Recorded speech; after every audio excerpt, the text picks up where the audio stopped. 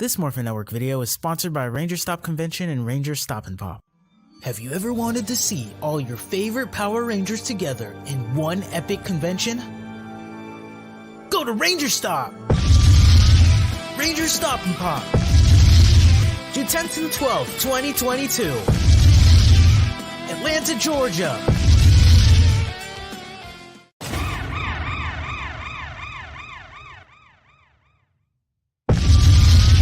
Ranger Stop 8, November 11th to the 13th, 2022, Orlando, Florida.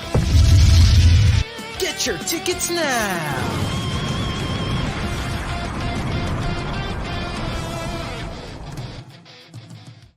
Today's episode is about the beetles and the bees. For you see, when two insects love each other very much, they say, and there they go. And that's all you need to know about Jurassic Park 6. Wait, hold on. I think I got my show notes confused. Hold on. Yes, the end of the world. Let's talk about that, shall we? So in the end of days, we got, oh, hey, what's up? How you doing? Lord Jesus Christ. What? I can't with you. So, are you enjoying your weekend? Yes. Yes, good, because I'm starting to enjoy the weekend as well. I used to dislike the weekend, but it's starting to grow on me. I am, of course, talking about the organization from Kamen Rider Revice. Still don't trust them, though, but I trust them better than Phoenix.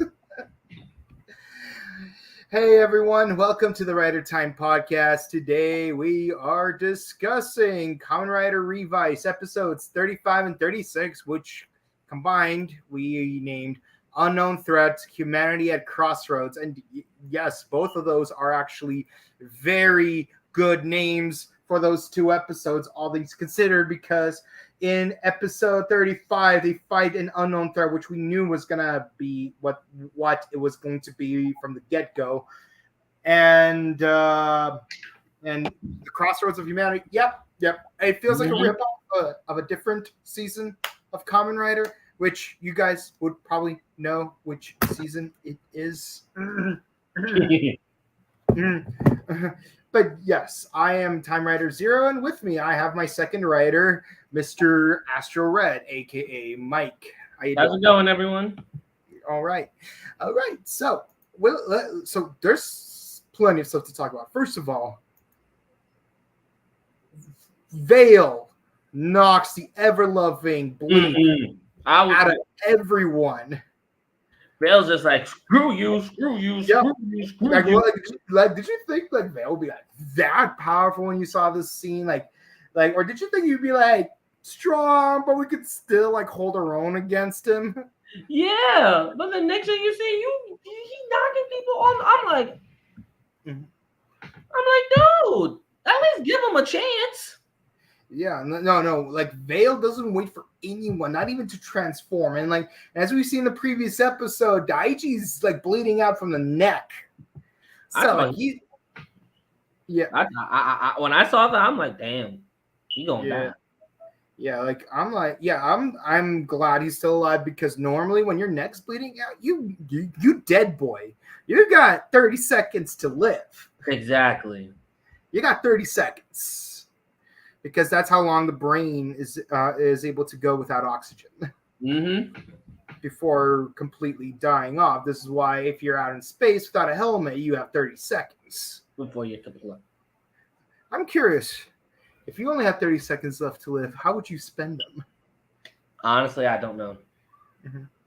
Yeah, I think it's a kind of an important thing to really think about. Not that we should ever have to think about being in that kind of situation, because no one should ever want to be in that situation. But yeah, here we are. He's bleeding out. Somehow they save him, though. Exactly. Now we find everyone's reacting to the recent butt kicking very differently. Most notably, we see the two male members of Weekend acting in two different ways. One sulking in defeat, the other is continuing training. So my question to you, the audience, is if you're ever defeated, how do you react to your personal defeat. Like, do you do it like Takemichi, where you sulk it out, or are you like Hikaru and you try to tough it out and like try to improve from there? I'm a little bit of both. Okay. And like in general, like how long do you think like you switch from one to the other, if I have anything? no idea. Yeah, I mean, it's tough to be honest. Either way, but it is what it is. But I do find in that contrast to be very interesting, especially in that scene because you have that going on and stuff. But yeah, I like seeing that. Of course, Daiji's getting a flashback of the medic saying, you always talk about righteousness, but you got to be careful with what that means. Exactly. Yeah, because like y'all seen Death Note, right? Like we've all seen the show Death Note. Death Note, please. Yeah, like how like Death Note, both Light and L both think that they themselves are justice. So like, how do you define what justice is? And if you have two opposing ideals, how do you know what is justice? Because even the director of Phoenix thinks he's doing the greater good for humanity. So there's greater good, my behind. Mm-hmm. Yeah. Yep. Greater good. Nope. But yes, we actually do get more good images of GIF because, as it turns out, the director is able to heal Vale using Vice stamps, and he can harness a portal which could allow GIF to get through. So like we've been building up to this character for quite a while, and we finally get to see him. What? I said exactly. Yeah, like what were your thoughts when you saw him like for the first time? I'm like, oh my god, we gonna die. Like, no, like what? That was is Void Knight attacking again? I don't know, but I'm like that with this awful costume from Hot Topic. Honestly, when I first saw that, I'm like, okay.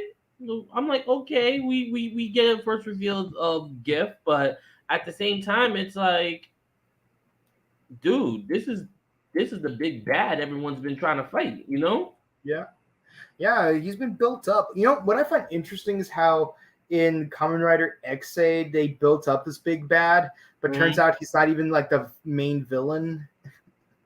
Exactly. Yeah. But yes, so the director does make a speech, and of course everyone decides to go on a counterattack, and of course he does a great job kayfabing. Like if you were like a real if you were in that world, how like scale of 1 to an Oscar, like how well would you give his performance? I give it an Oscar. You give him a full Oscar, so you're completely buying what he's selling. Yeah. Like for me, I'd be like, wait a minute, did he just nod to that one Giftarian before it attacked him? Because it's like how like sometimes villains fake getting attacked. Like actually no, what was a great comparison I can make? That episode of Rick and Morty when they're inside the Citadel, where he tries to trick Morty into shooting him, knowing that the gun will not kill him, but he wants to make it look like he was about to get killed. Yeah, I remember that. Yeah, like that's what it reminded me of. And of course, while everyone's distracted from all the fighting, of course, he is able to summon GIF, where he straight up Thanos snaps all of the Phoenix soldiers. Like, hold on, let me take the banner off just to show you. Like, they straight up turn into dust. I'm like, okay, you want to act like Thanos? Go ahead, but damn. Again, was just like, I am inevitable. And like, they just gone. I'm just like, okay. Meanwhile, we do get our 6th human writer.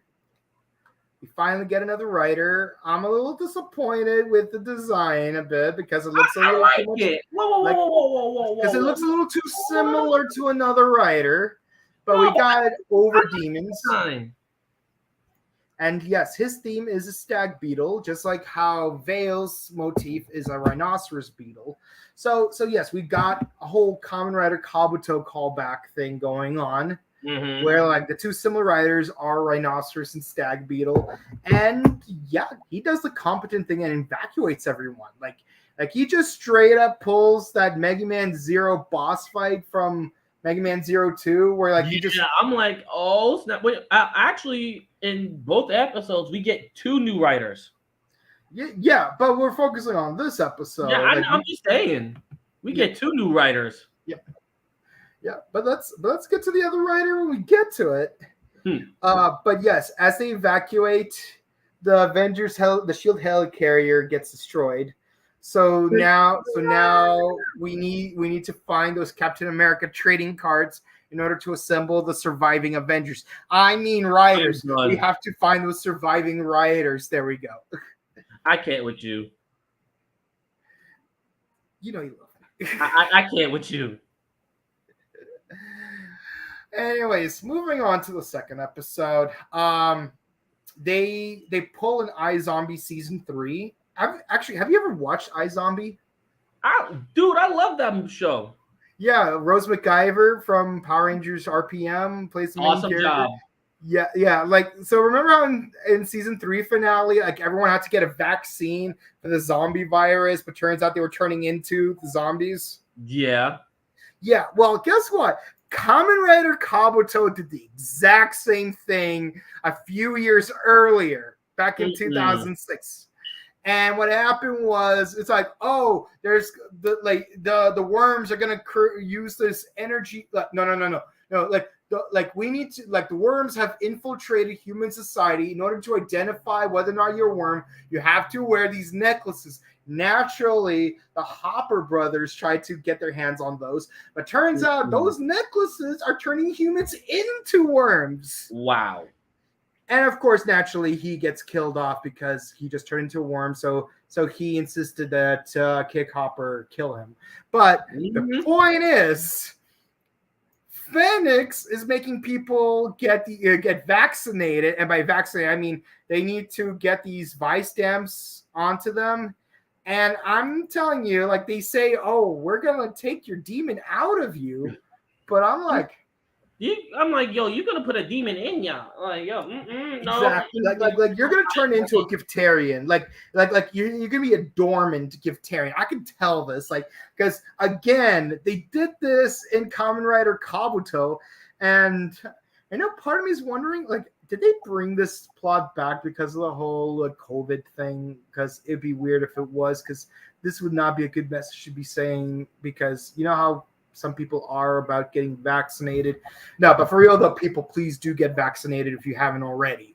But you know, don't get Vice stamped is what I'm saying. Please don't get Vice stamped. Don't get Vice stamped. Like it's one thing if you're dealing with a virus. It's a different thing if you're dealing with dead man. Just saying. I don't want to become a Giftarian. But I really don't. Like, nope. Nope. But we do. You're gonna have to kill me. You just gonna have to kill me. So some things we do. So some things we do find out is some of the residents at the bathhouse are leaving to be in those bunkers that Phoenix is holding out for people that are confirmed to be Vice stamped. Again, I'm pretty sure those bunkers is where people are gonna be turned into Giftarians in mass. And then, yeah. So farewell to that old couple, but it does vacate the place for George to move in. So you know, at least we're getting a good guest coming in. And we get to see someone else come back. Genta, he's back and he's ready to wear black. By black, I mean weekend uniforms. Just kidding. Yeah.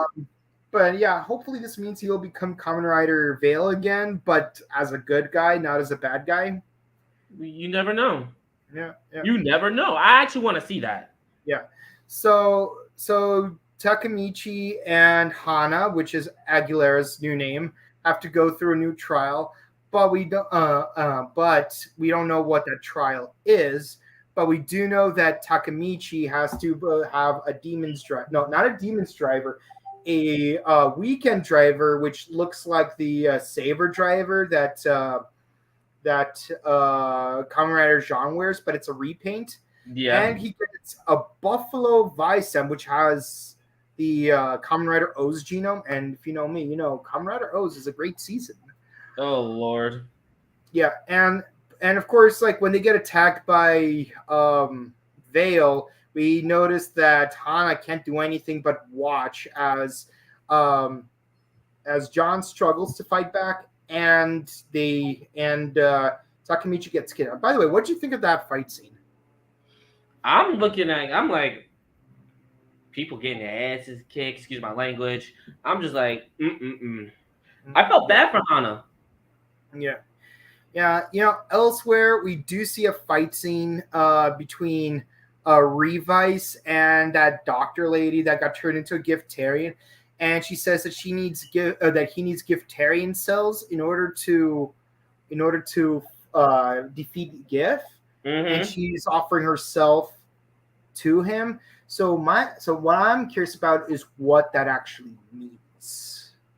I don't know. Oh, I'm thinking this might have something to do with his final form. Like somehow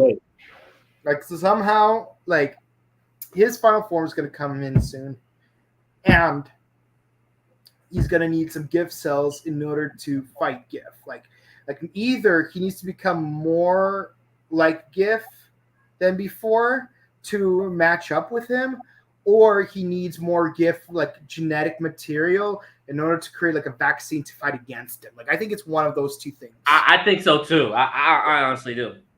Yeah, because I remember there was like this fan theory where like Harry Potter has more Voldemort in him than Voldemort himself, because I mean, Harry was a Horcrux. Don't forget that. Yeah, like that's the point. Like every time when he creates a new Horcrux, Voldemort loses half of his remaining life. Half of his remaining soul. And because there was like one more Horcrux made after Harry, that means that Harry has more Voldemort genome than Voldemort himself. Exactly. So like I wonder if like they're gonna pull that fan theory on the show. You never know. Yeah. Let's see. Now, of course, Takemichi's kidnapped, but it was all a ruse so that he would be able to reveal where what's it called, the bad guys are hiding. And we finally get to see our 7th human Kamen Rider, which is Takemichi using the Buffalo Vice stamp. Nope, it's Aguilera, because that Vice stamp gets stolen, and turns out her final test is to become Kamen Rider Aguilera, which turns, of course, her name is still Hana, but I actually like that she explains it. My name now is indeed Hana, but my rider form is Aguilera, because the moral of the episode is repent. Don't abandon what you used to be. Incorporate it to what you are becoming. Exactly. Yeah. It's kind of reminds me of the movie Dogma. Have you ever seen that film? What's the movie called? Dogma. No, I haven't seen it. Jane, Silent Bob. No, I haven't seen it. You ever seen Clerks, Chasing Amy, Yeah. Yeah. It's the 4th movie in the franchise where you got this Catholic woman who works at an abortion clinic. And she's sent on a holy crusade to stop 2 angels from going to heaven, which would result in the universe being destroyed. What? Long story. It's a comedy, but it's a long story, and it's a fun one. Jason Lee plays the villain, and basically, not spoiling anything in the movie because you should actually check that movie out. She does. Bethany does find out something about herself that she did not previously know. So she was having an identity crisis. And I love what Alan Rickman, who played Snape in Harry Potter, says. It's like, you're still Bethany. You're the same person you always were. You're just adding more information to that. Oh, Lord. And I like that. I like that more. I actually do. I like that. I will admit, I like it. Yeah, because like every good or bad thing that defined you in the past is part of what makes you the better person in the present day. That you are today. Yeah, exactly. And I like that. And that's one of the things I like about Kamen Rider Aguilera. And she mops the floor with Veil. So that's a good thing. But we do get some bad news, though. Yeah, a lot of people are buying into the whole Vice stamp vaccine. And unfortunately, Daiji being destroyed because he is just exhausted. Very. Like, he just says, you know what, bleep it. I give in. Here's the way to the Vice stamp vaccination clinic. He's just tired of it all. Yeah. So I'm guessing Daiji will temporarily become an involuntary heel. And I don't mean in the brainwash kind of way like Kaguru made him. I mean like he's just done. Like he doesn't want to be the good guy anymore. He is like done. He's like, I'm like, that's it. I'm done. Yeah. Do it just as you will. Yeah. Meanwhile, we do finish with George working on. I just noticed. I didn't even notice until now. All the old Kamen Rider belts. Yep. This is actually why I wanted to bring up this image, because you actually do see four classic Rider belts. You got the Kuga Arkle, the what's it called? The Agito Arkle, the Double Driver, and the O's Driver. And all of them are CSM, obviously, because you got to promote them Bandai Premium toys. But what you guys think about them showing those old belts? I'm like, nice. Yeah. And one thing I appreciate is how you got the first two belts from the first 10 Heisei and the first two belts from the next 10 Heisei. Yeah. So, like, that's really nice, you know. It really I mean, are we going to get a... Hold on, I love that, and also the little figures. You can see XA. You can bring up the photo again. Yep. You see XA Drive. Yes. Yeah. That's Drive right there. And XA. Yeah, I see them. Like, yeah, they're a little blurred out because they're a lot closer to the camera. But I do like seeing that. Like, this is one of the reasons why. It's that nostalgia. Like this, this is one of the reasons why George is my favorite character, because like he's us in the show. Like he's the Kamen Rider fan, and it's just lovely. Although one thing does occur to me though. If Icky is 22 years old and he was 6 when he made a contract with Vice, do you know what that means? What? That means that Icky made his contract in the year 2006. Do you know what that means? Refresh my memory. What season of Kamen Rider was out in 2006? The Joker. The Kabuto. They made a few episodes ago when they were doing the flashback to Genta's backstory. It just occurred to me they were doing a reference to Kamen Rider Kabuto, because if you trace the dates back, what's it called? He was Kamen Rider Veil during the events of Kamen Rider Kabuto, which means we have 2 Rhinoceros Beetle Riders at the same time. Oh my gosh. I'm so excited. I can't deny it. I love it. We get so many Kabuto references. Just look at that smile. Like that's You my. love. Hold on. You love Kabuto. I mean, you know what my name is, right? Yeah. Yeah, like Boken Kabuto. Boken Kabuto. Lord help him.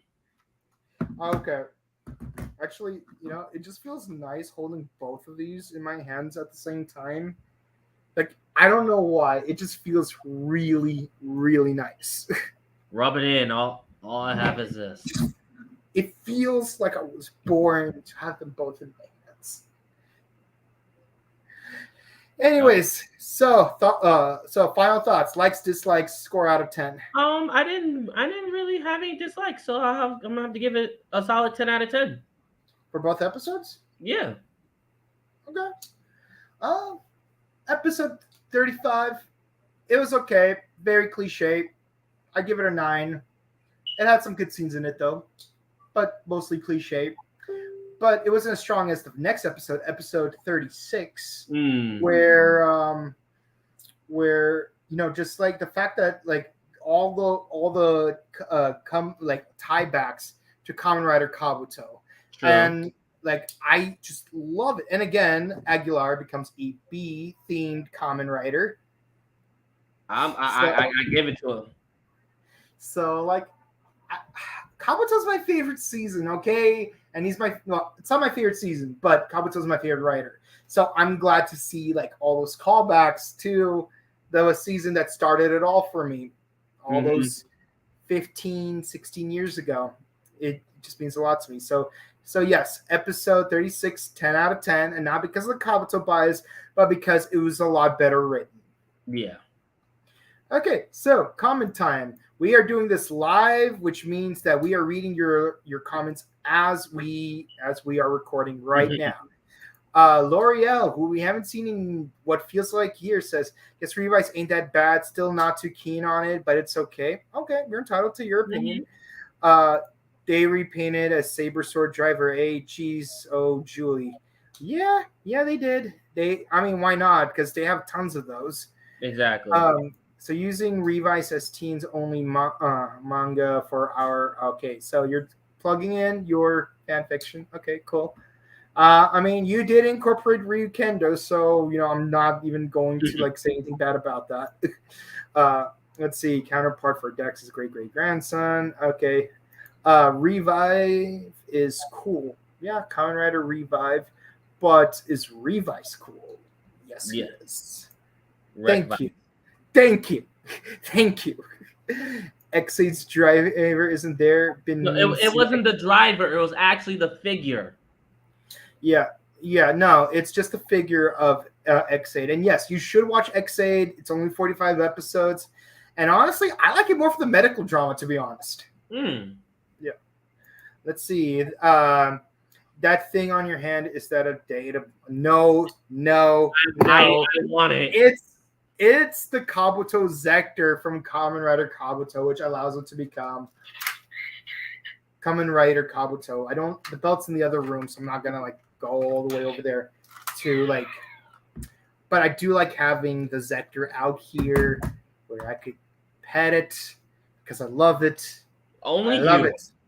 Yes, I love it just as much as I love my Frog Sword because I'm the frog. And the Rhinoceros Beetle. Oh, Lord, give me strength. Yeah. Okay. I agree with you. Okay, I guess I was wrong then. Maybe it's not a Beetleborg. My bad. Boken Kabuto. See, there you go. That's my name. Boken Kabuto. Let's see. And then final comment of the day. Sorry, it looked like it is all. I know a lot of people get them confused. It's because of the horns. It's because of the horns. Yeah, it's the horns. It's definitely the horns. Yeah. You know what's funny is that the White Blaster Beetleborg's Japanese counterpart, his name actually is Kabuto. But he's a Hercules beetle. Cool. While the Blue Beetleborg is a Rhinoceros beetle. So it's weird that he's not called Kabuto, but... Honestly, they're not Kamen Riders. They're metal heroes. Yes, they are. They're metal heroes, just like the VR Troopers. We are VR. That's a story for another time. Can we appreciate how many metal heroes showed up on Power Rangers in the last few years? That's true. Yeah, that is true. Yeah, let's hope. Yeah, we got Jiraiya, we got Neo Gavan. Gavin. Yeah, I would love it if let's see. Currently, they're doing Dino Fury. So Yeah, maybe they could get Charavan and Scheider to show up. Maybe. Who knows? Probably. Yeah, like G5 Galaxy Police at your service. Okay, well, that's it for our show. This has been episodes 35 and 36 of the Rider Time podcast. Well, of Kamen Rider Revice on the Rider Time podcast. I am TimeRider Zero, and with me I have Astro Red. You guys have been a lovely audience. You could find me on Instagram at Boken_Kabuto and Twitch at twitch.tv/BokenKabuto, where either later this week or next week, haven't decided yet, but hopefully soon, definitely this month, I will continue playing Sonic Heroes, and I will do Jedi Fallen Order. Mike, where can they find you? You guys can find me on Instagram at Red Ranger 2134 and hanging out here with the Morphin Network squad. Awesome. And of course, if you like this, be sure to comment, like, and subscribe on the Morphin Network on YouTube, Facebook, Instagram, Twitter, and be sure to check out our other shows on our channel, such as Ranger Podcast Live, where just a moment ago we reviewed episode 8 of Dino Fury Season 2, Serious Business. And yes, this guy was right here with me doing the review with one of our yes, I was. listeners. And of course, you could also check out my recent interview with Philip Jean-Marie, aka Max Cooper, the Super Trooper, never the party pooper. Play his theme song on a looper. Please stop. But yes, at Robo Toy Fest, we interviewed him. It's right here on the Morphin Network, and of course, he interviewed what's it called? Blue Alien Ranger Kareem Prince. Yeah, so we both got a blue water-themed ranger who is with a very, very attractive voice. But yes, and of course, be sure to like and subscribe. Be sure to check out our other shows, because we also have Super Sentai as well and other actor interviews. And be sure to give a like and subscribe to our sister show, the Buttery Show. Yes, that is an SPD reference, where we upload a few vlogs of Robo Toy Fest, OG Collectibles Fest, and of course we interviewed a couple of actors and reviewed Top Gun 2, and tomorrow on that channel I'll be interviewing Dan Warren, who did the voice of Zanaku, as well as many anime characters such as Roy from Across, Byakuya from Bleach, you gotta tell him Sohan from JoJo, and you gotta tell him to do the voice of Zanaku. Yep. What? You gotta tell him to do the voice of Zanaku. Maybe he will. But only one way to know for sure, and that's to check out the interview tomorrow. Until then, guys, enjoy the rest of your weekend. Peace, love, and as this guy likes to say, chicken grease. Love, peace, and chicken grease, everyone. And of course, we'll see you all next week. And we're actually gonna do the next podcast, the next Rider Time, a few days earlier, because summer is about to show up, and 2 more podcasts for us to be fully caught up with Revice. So, see you guys then. Bye. See you guys.